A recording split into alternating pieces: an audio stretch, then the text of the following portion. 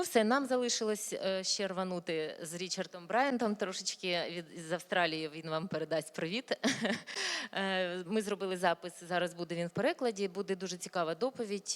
Ми зараз з Річардом активно працюємо, бо хочемо з ним стартувати певне таке довготривале дворічне дослідження з Лісовою Поляною по нашим пацієнтам і по короткотривалим, короткостроковим методам психотерапії, якщо це можна так сказати. І в процесі розробки цього дослідження вже останні декілька місяців з ним спілкуємося. То такий досвідчений дуже чувак.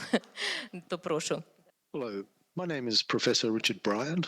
I'm from the University of New South Wales in Australia, and I want to thank you for asking me to talk about the issue of brain injury, and particularly blast injury, and its intersection with psychological responses. Now, I have been discussing the issue of mild brain injury, severe brain injury, and psychological responses for decades. And I can say that it is one of the most controversial issues when it comes to the psychological responses of soldiers in war. But because of that, in the last 20 years, we have learned an enormous amount about what is the nature of a blast injury, both from a neurological and from a psychological perspective. And most importantly, how do we detect it and how do we help those soldiers who have been affected by blast injuries? Now, I'm assuming that everybody listening to this talk is very aware of the fact that in the current war in Ukraine, many soldiers have been affected by blast injuries, mainly from missile attacks. There will be many penetrating injuries from munitions, and as well as blunt head injuries. And we know that even as devastating as these are, most soldiers are probably being affected by mild brain injuries, that being defined by post-traumatic amnesia of less than a day. Now, it has typically been thought that a mild brain injury has mild consequences in the sense of what it does to one's ability to think and concentrate and remember, but as well as the psychological impact. Whereas more severe blast injuries are going to have more severe problems. But over the years, we've learned that it's not that simple. We know that the risk of cognitive, physical, and emotional problems increases a lot when somebody suffers multiple brain injuries. And it's not just the number of brain injuries that a person has, but it's also the time frame in which they have these brain injuries.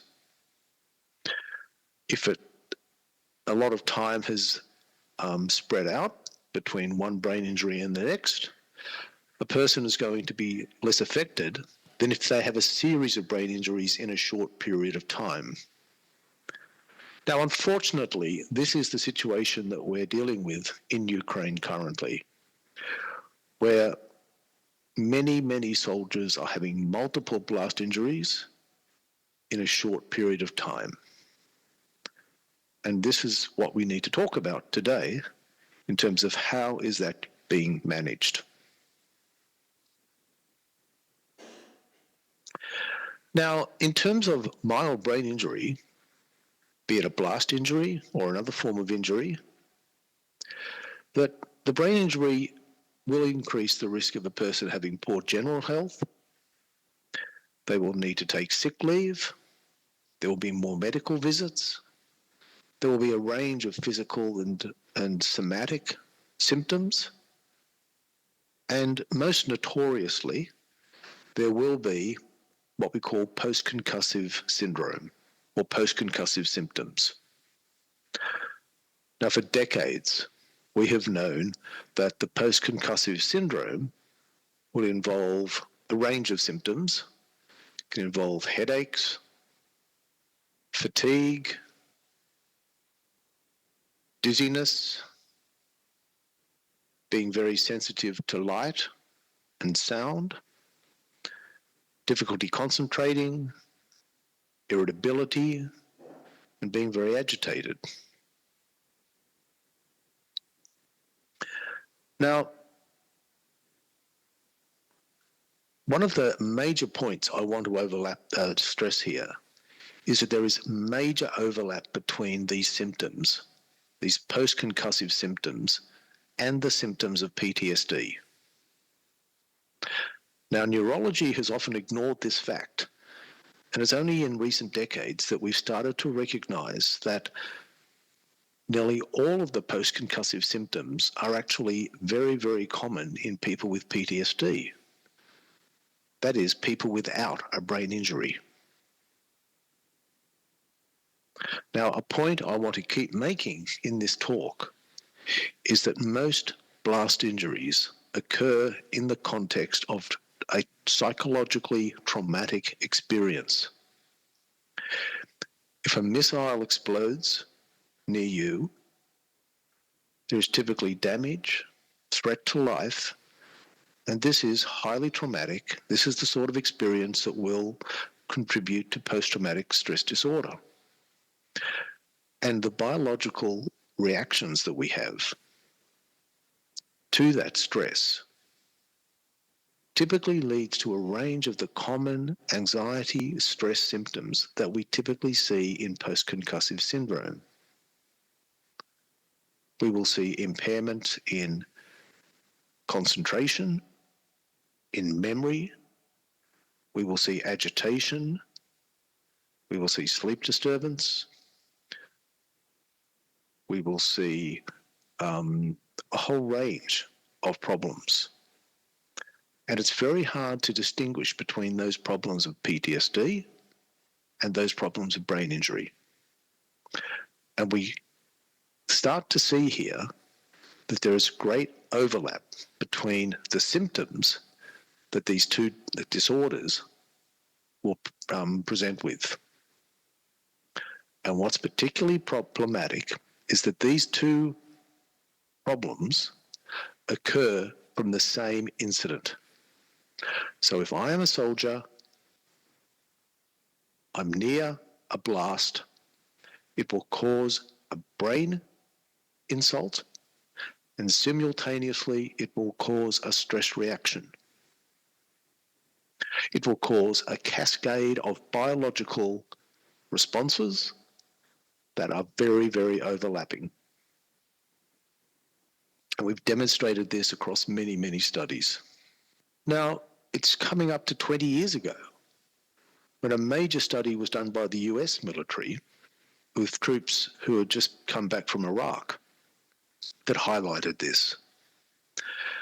And essentially what this seminal study did was it highlighted that most of the post-concussive symptoms, as well as most of the general health problems that the soldiers were having who had been exposed to a blast injury, were actually due to PTSD.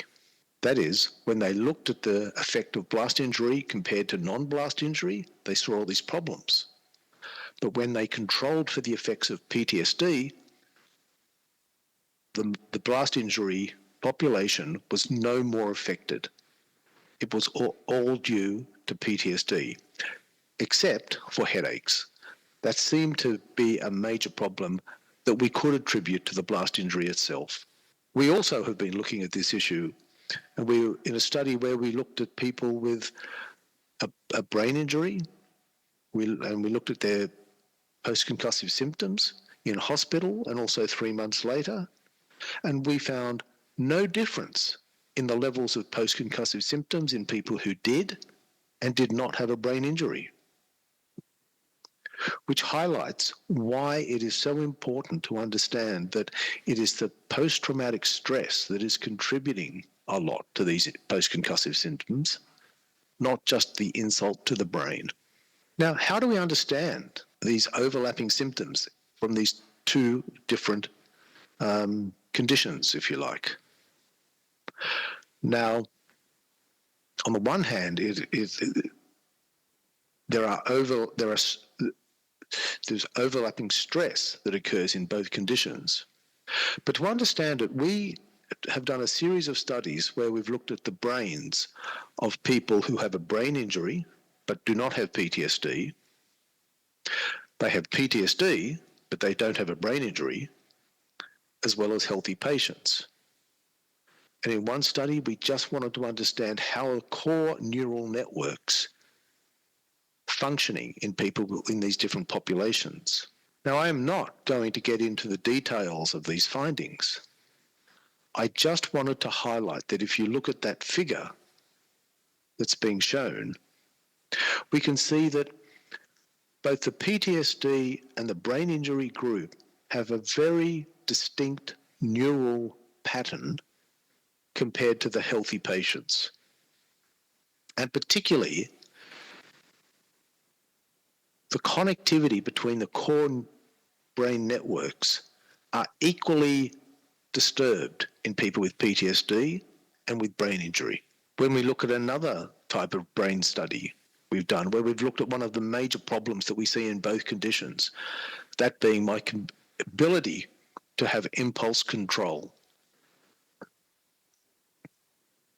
When we asked these people to actually do an impulse control task whilst they were having their brain scanned, again, there was no difference in people with PTSD and people with brain injury.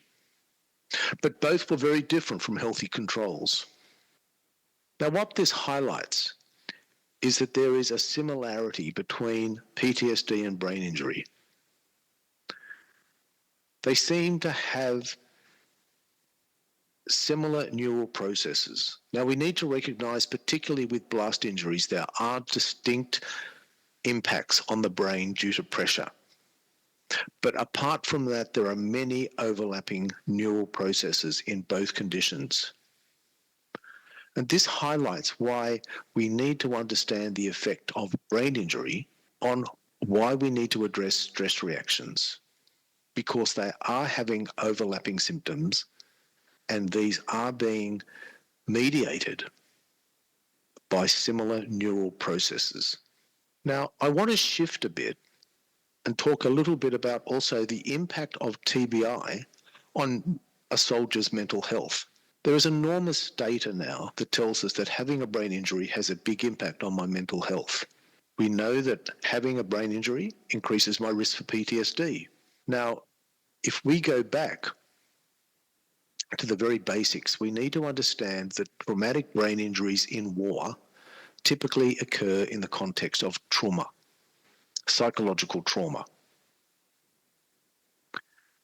Now, if we look across the entire published literature on this topic in military populations, and we take all those studies into account in a meta-analysis, we know that over 1/3 of soldiers with a brain injury will have PTSD. Now, that's a very, very high rate, much higher than what we see in other populations who don't have brain injury. And that's why all militaries around the world are not ignoring the issue of PTSD when it comes to blast injury populations, because it represents a very, very significant proportion of these people. If we go back to that very important study in the New England Journal of Medicine in 2008 of US troops coming back from Iraq, we can see that nearly 3 times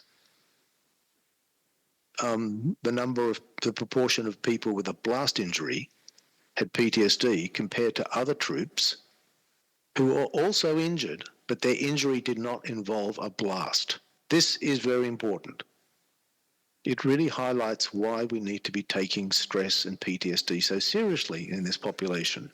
Another study we did where we looked at beyond PTSD and looked at a range of psychiatric problems. This is a very large cohort of people who came through emergency departments across Australia. We can see that in the the people with brain injury, they were more likely to have these psychiatric disorders, depression, anxiety, PTSD. They were more likely to have all of them if they had a brain injury. Now, why is this the case? Well, there's a number of factors that can come into possible reasons. When that seminal study was published in the New England Journal of Medicine, I was asked to write commentary on what the reasons for their findings were. Now, one of the key findings we have in PTSD is that PTSD is characterized by impaired functioning of the medial prefrontal cortex. And this is the very core part of the brain in the prefrontal region. And it's critical because this part of the brain regulates emotion. It regulates and helps us manage stress. It's a cross species. It happens in animals, it happens in humans. And we know that this element of the brain is very, very frequently damaged in brain injury, be it blast injury or acceleration-deceleration injuries, where there can be shearing of the brain against the skull. We know that when that is damaged, it can actually make a person more vulnerable to developing PTSD, because the very part of their brain that they need functioning well to adjust to the horror of combat has actually been compromised because of the blast or other form of injury. And that's why we think many people with a blast injury will actually be more likely to develop PTSD. But it's not just the the neural problems, the neurological problems that might be causing issues here. We also know that a key part of developing PTSD is after the traumatic experience itself. It's how people are able to think about what happened, how they interpret what happened, and being able to use strategies cognitively to be able to manage the ongoing stress. Now, the problem is, if you have a blast injury, the capacity to actually use your brain to employ strategies is being compromised. The cognitive damage caused by the brain injury can actually then impair a person's ability to cope with stress. And that means not only in the stress of trauma, but the ongoing stress of being in combat and being separated from your family, it can then increase the likelihood that that soldier will develop PTSD. Now, I would also like to highlight the issue of severe brain injury. According to the evidence, the more severe brain injury, probably the less likely someone will develop PTSD. Now, this is because most people with a very severe brain injury are probably not going to remember the trauma itself because they've had post-traumatic amnesia of a very lengthy period. But I do want to emphasize that even people with a severe brain injury can still develop PTSD. We've shown this in a number of studies, and apart from which they are so cognitively impaired that they have many other psychiatric and emotional problems that contribute to their poor functioning. But PTSD is still present in this population. Now, what do we do to help these soldiers? This is really the key question.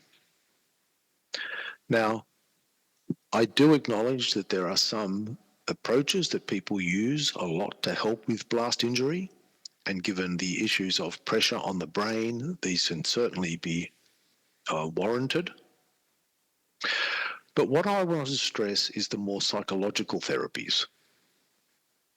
And I stress that because if we look across the literature and we look at most of the dysfunction, most of the impairment that arises after a blast injury, it's actually because of the stress responses.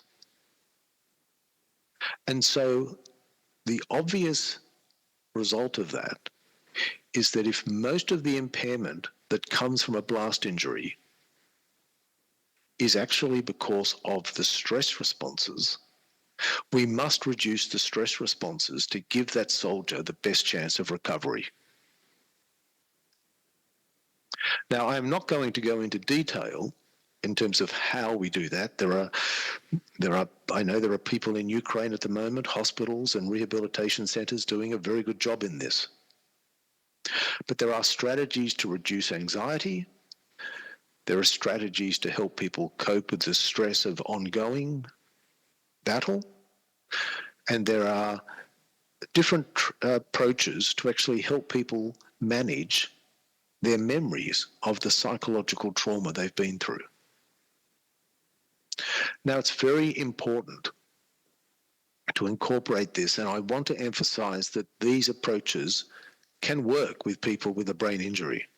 Just an example of one study that we did many years ago with brain-injured patients, where we randomized them to either receive support in the form of counseling, or we actually gave them what we call cognitive behavior therapy program that was a brief program, but it actually taught people how to sort of manage stress.